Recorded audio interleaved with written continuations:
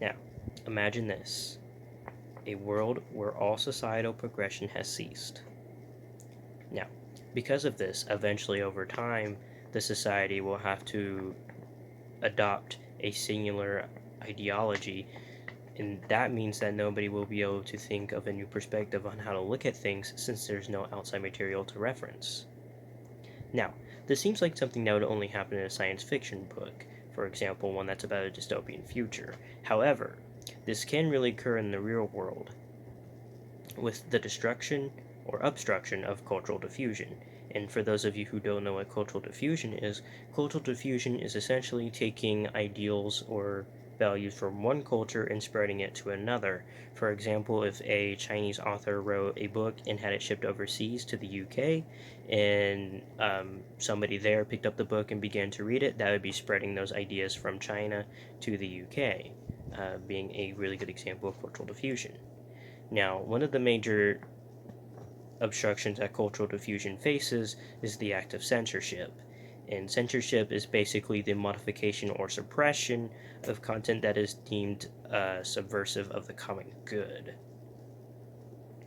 Now, censorship doesn't just obstruct cultural diffusion, though. It can also lead to the point where a company is financially unstable, or it can have a negative effect on the learning or developing of trade skills. Now, for cultural diffusion, censorship damages that a lot, and a really good example of how it does so is a quote from the New York Times. Quote, a recent survey of 239 internet users in China by Rutger van der Hoven, a lecturer at Utrecht University in the Netherlands, found that 37% of respondents said they recognized a photo of Tank Man, compared with 49% on average across the globe. And essentially, what this is talking about is in my last speech, I talked about Tank Man and how is that an example of censorship due to historical controversy. And so I'm using that here to show the difference in numbers between those of them in China who know who Tank Man is versus the rest of the world globally. And so basically what that's doing is that's limiting the Chinese knowledge of like these different ways of thinking, these different perspectives that they need into like culturally grow as a society, so that they can decide for themselves what is unacceptable and what is not.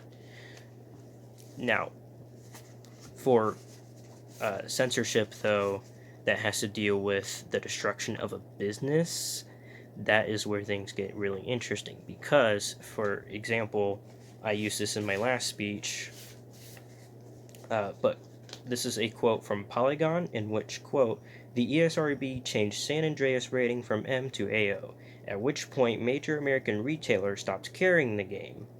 The Federal Trade Commission began its own investigation, with Tank 2 Interactive was hit with a lawsuit that the company settled in 2008 with a payment of more than $20 million. And so what this is talking about is in my last speech I referenced Grand Theft Auto San Andreas, developed by Rockstar Interactive. And so basically, the parent company of Rockstar, Take-Two Interactive, was hit with a lawsuit and they had to pay $20 million out of pocket. And they are also being investigated by the FTC to make sure that no other, like, I guess, sketchy negotiations or anything was happening behind the scenes. No misleading information about any future products was leaking out there. So basically, not only did this damage the image of both Rockstar and Take-Two Interactive, but it also financially crippled them quite considerably, since Rockstar lost $20 million in the process and was being investigated by the FTC. So another really good example, though, is the company 4Kids Entertainment. Uh, they they don't exist anymore. They filed for Chapter 11 bankruptcy, though, several years ago. But when they were around, they specialized in producing dubbed anime for Western audiences. Now, 4Kids has had a very, very long record in history of unnecessarily censoring animated content from Japan. And a really good example would be the anime One Piece, where there is a scene where a character is smoking a cigarette. They had to redraw the scene for the Western audiences, making it so that he's licking a lollipop. It still appears to be a cigarette in his mouth until he takes it out at the last frame, revealing a lollipop. Now, this got fans really upset because they felt like they were being deprived of the original Japanese created content, because they wanted to support the original creators rather than those who were just dubbing and then repurposing the anime for Western audiences. So instead, what they would do is they would go out and buy like CDs and DVDs of these episodes and then watch those. Now, this created a huge financial loss for 4Kids Entertainment, which did not help them when they got into a lawsuit over the original creators of Yu-Gi-Oh! Over some trading cards, in which they then had to file for Chapter 11 bankruptcy. So, but censorship, sorry 4Kids, it didn't help you in the situation.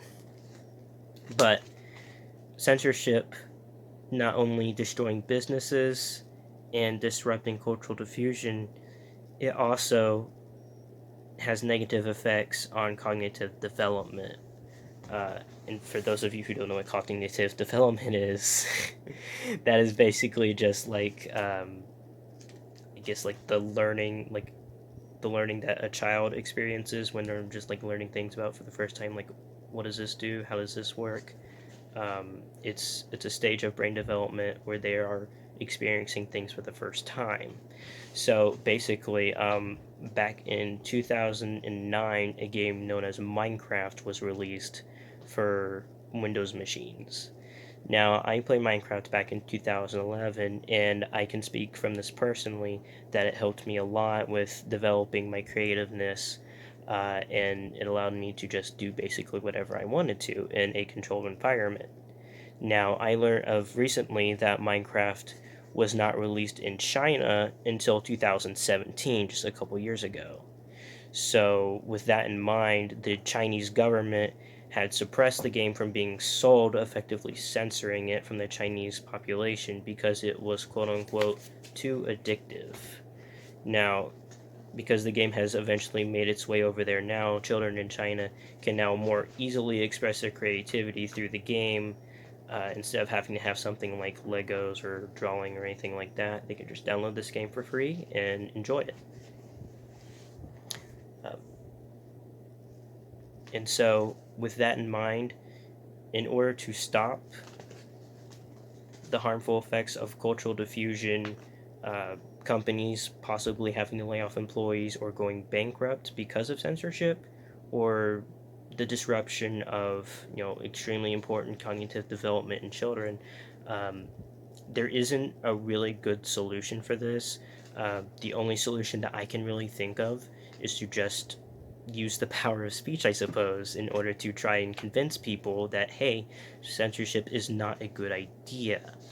So, with that in mind, my final statement that I would like to make is that just talk to people about it and try and convince them that is not a good idea to do and that they should carry on with something else, I suppose.